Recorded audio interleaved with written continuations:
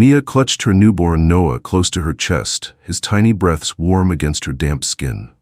Her arms ached from exhaustion, her eyelids heavy after a grueling hospital shift, but she refused to loosen her grip on the only thing that mattered. Outside, the city lay silent, swallowed by the relentless downpour, the taxi's wipers struggling against the cascading sheets of rain. Streetlights flickered past in eerie intervals, casting fleeting glows on her tear-streaked face. She let out a shaky breath, brushing her lips against Noah's forehead, whispering a silent prayer for their safety. The cab's interior smelled of old leather and cigarette smoke, an odd contrast to the innocence cradled in her arms. The driver, a shadowy figure behind the wheel, barely glanced at her, his fingers tapping rhythmically on the steering wheel. Mia's head drooped slightly as exhaustion pulled at her, her body surrendering to the weight of sleepless nights. Just a few seconds, she thought. Just a moment of rest. The rain hummed against the windows like a lullaby, luring her into a fragile slumber, her grip on Noah still firm. The car jerked slightly as it turned a corner, but she was too tired to react. In the darkness, she did not see the driver's lips curl into a smirk. Mia sat in the back of the car, feeling the weight of exhaustion pulling her under. The long journey had drained her, and her eyelids felt heavy. She let out a small sigh, her body yearning for rest, and before she knew it, she had drifted off. Time slipped away unnoticed as her breathing deepened, and she lost herself in a light slumber. When Mia's eyes fluttered open, a cold rush of panic swept through her. The quiet hum of the car was still there, but something was wrong. Her gaze darted around the seat, and her heart skipped a beat. The soft, familiar weight of her baby in her arms was gone. The blanket that had been wrapped snugly around Noah was now empty, crumpled in her lap. Her breath caught in her throat, and a sense of dread settled deep within her. "No," she whispered to herself, her voice trembling. Her hands shook as she frantically searched the car, her eyes wide in horror. Noah wasn't there. "Where's my baby?" Mia's voice cracked as panic surged through her. She turned to the driver, her eyes wild with fear. The world around her seemed to spin as her heart raced, the silence in the car amplifying her anxiety. Her eyes locked onto the driver's face, pleading for an answer. The driver, seemingly just as shocked as Mia, stared ahead blankly, frozen for a moment. He opened his mouth, but no words came out. The seconds stretched into an eternity, and the tension thickened in the air. Mia's mind raced, her thoughts jumbled in a frenzy of confusion. What had happened? Where was Noah? Frantically, she pulled herself to her feet, her legs unsteady as she looked around the car, searching for any sign of her child. Her voice broke through the suffocating silence again, more desperate now. "Noah?" she screamed, her panic turning into full-blown terror. The stillness was unbearable. The driver's hands gripped the wheel tightly, his knuckles white with tension. He finally turned to face her, his expression one of disbelief. I don't know," he stammered, his voice shaky. Mia's heart thundered in her chest. The fear was overwhelming, suffocating her. She clutched the empty blanket to her chest, her mind spiraling with dread. Noah couldn't be gone. He just couldn't. But in that moment, the reality hit her like a punch to the gut. Her baby was missing. The driver quickly pulled over, his eyes scanning the surroundings as if he hoped Noah might appear out of nowhere. But there was nothing. Mia scrambled to open the car door, her mind a blur of panic. She had to find him. She had to. The car door slammed behind her as she rushed into the street, not caring where she was or what was happening around her. "Please, Noah," she whispered, her voice cracking as she searched the area. "Where are you?" Every second that passed felt like an eternity, and Mia's heart broke with the weight of the fear that gripped her. The sound of her frantic breathing and pounding heart were the only things she could hear as she desperately searched. The world seemed to close in around her, and she could feel her hope slipping away with each passing second. Mia's hands trembled as she turned to the driver, her voice shaking with panic. "What do you mean? My baby was right here." She could barely get the words out as a cold sweat coated her skin. But the driver didn't respond immediately. Instead, he glanced at her through the rearview mirror, his eyes cold and unblinking, like those of a predator watching its prey.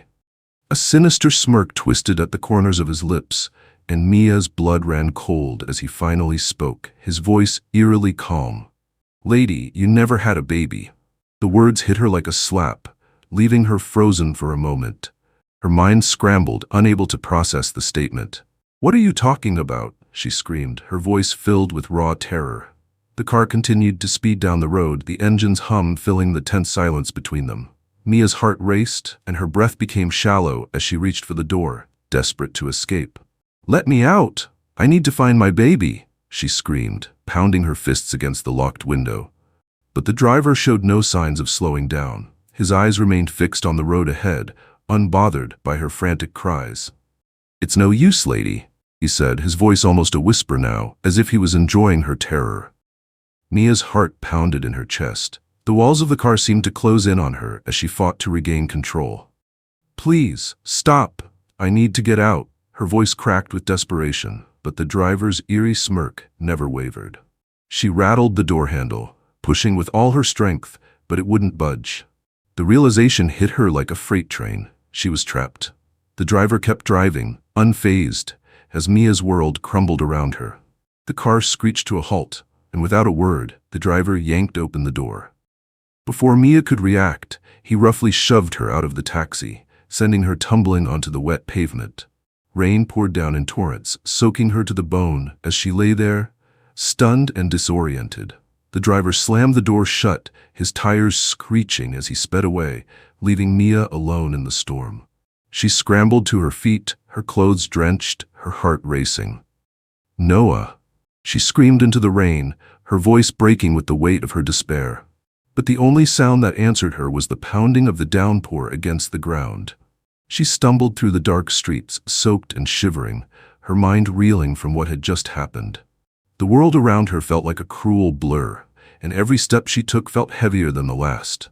Desperation consumed her as she sought help from anyone she could find. But when she tried to explain her story, people just stared at her, their expressions a mix of confusion and disbelief.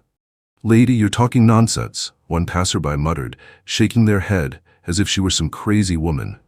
Tears streamed down her face, mingling with the rain. I swear, I had a baby. Please, help me, she begged, but no one cared. They turned away, assuming she was just another mentally unstable person, lost in her delusions. The coldness of their rejection cut deeper than the rain itself. Alone, broken, and with nothing left but her shattered heart, Mia stood in the middle of the street, the world indifferent to her cries.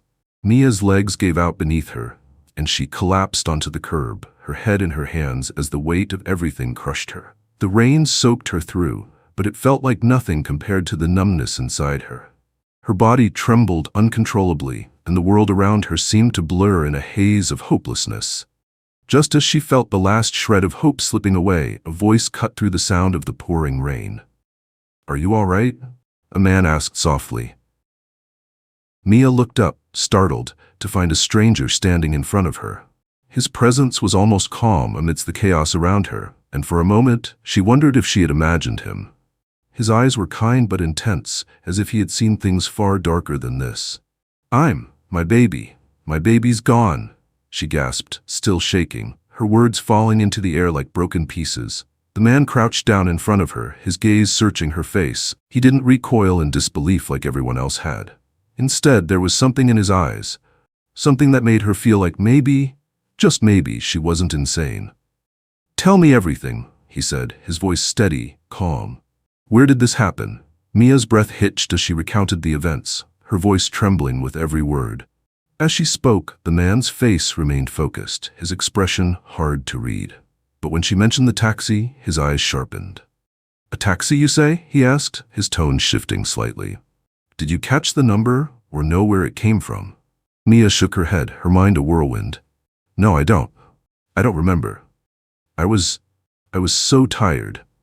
The man paused, a flicker of concern crossing his face. Something doesn't add up here, he muttered more to himself than to her. There's something about this taxi that feels off.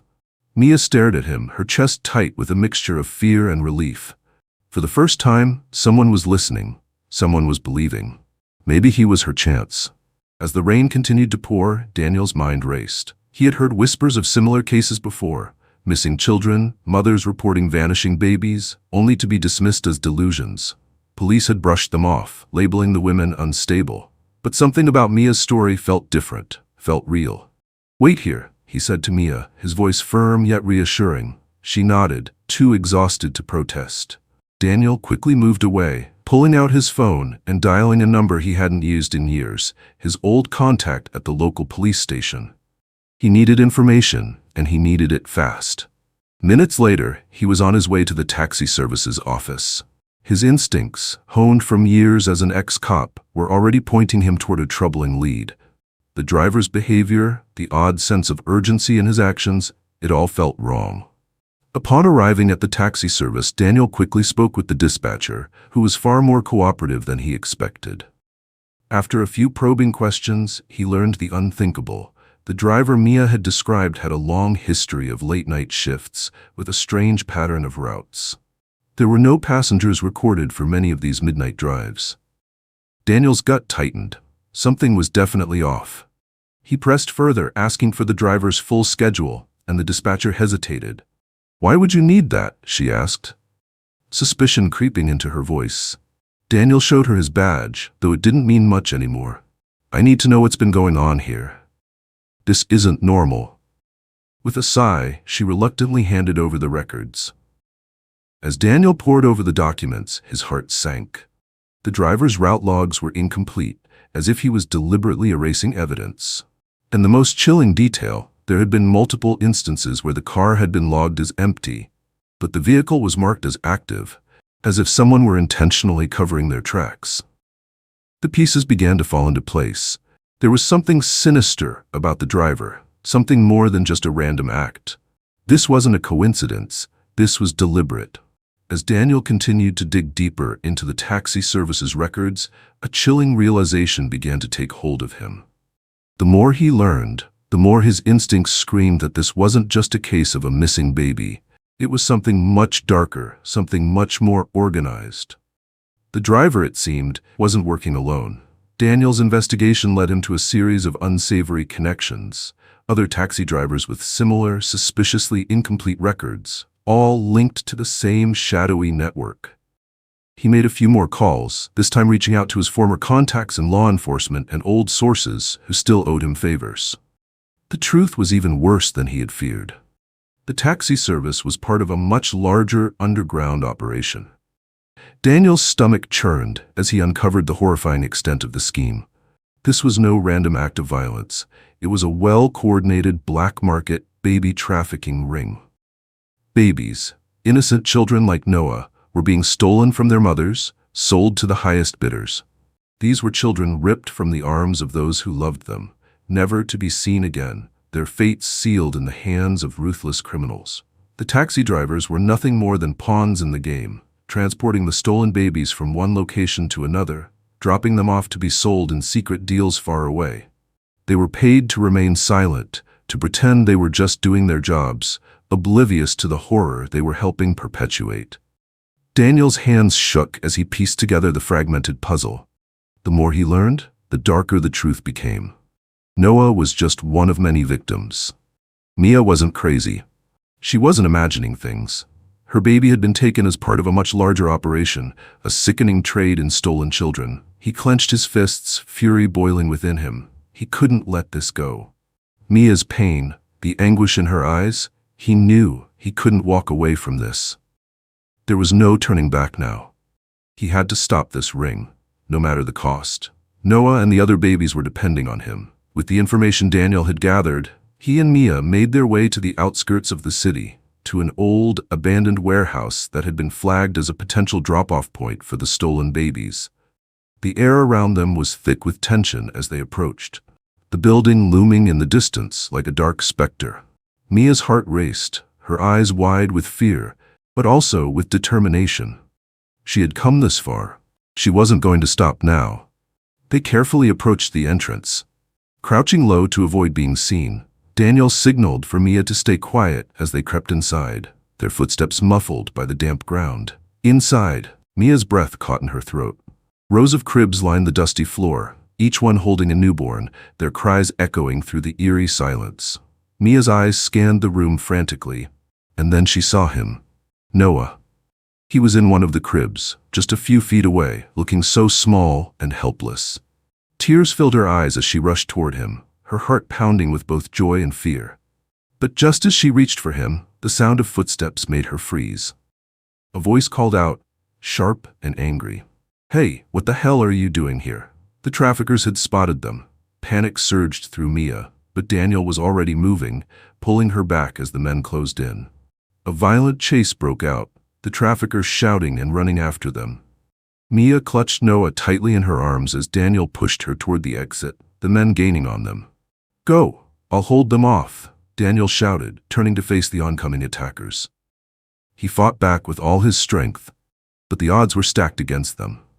Mia, clutching her baby, ran as fast as she could, heart racing with the fear of being caught.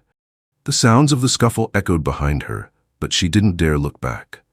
The warehouse doors were ahead, a sliver of hope in the distance. Mia pushed forward, desperate to escape this nightmare and get Noah to safety. As the traffickers closed in, their hands grabbing at her, Mia's fear turned into fury. With Noah clutched tightly to her chest, she kicked and clawed at the men, screaming with all her strength, "Get away from me! This is my baby!" The words were raw, filled with the power of a mother's love, and they fueled her every move. She fought back like a wild animal, desperation making her stronger than she had ever been. Her nails scratched one man's face, while her feet struck another's chest. She wasn't going to let them take her baby. Suddenly, a loud crash sounded as Daniel swung a heavy object at the leader of the traffickers, knocking him unconscious. The others hesitated, their momentum faltering. It was enough time for Mia to break free, stumbling toward the door with Daniel at her side. Just as they reached the exit, the unmistakable sound of sirens wailed in the distance. Relief washed over them like a wave as the authorities arrived, bursting through the doors. The traffickers, now outnumbered, surrendered as the police moved in. Mia clutched Noah even tighter, her heart swelling with a fierce, unshakable joy. They were safe. Finally, Mia held Noah in her arms, sobbing uncontrollably as the police officers swarmed the warehouse, shutting down the entire trafficking ring. The nightmare was finally over. Her baby was safe, and the monsters who had taken him would pay for their crimes. But as the tears flowed, a deep ache lingered in her heart. The memories of what had been stolen from her would never truly fade. Daniel stood by her side, a quiet strength in the chaos. He placed a reassuring hand on her shoulder. "You did it," he said softly. "He's back. Justice will be served." As the sun began to rise, casting a soft glow over the darkened city, Mia walked home with Noah, each step filled with a new sense of hope. The journey had been brutal, but she would never let go of her son again. And as they reached her doorstep, she whispered a promise to herself. She would protect him, no matter what. Before the screen fades to black, remember to subscribe to Vast Realm of Learning for more gripping stories and heart-pounding adventures.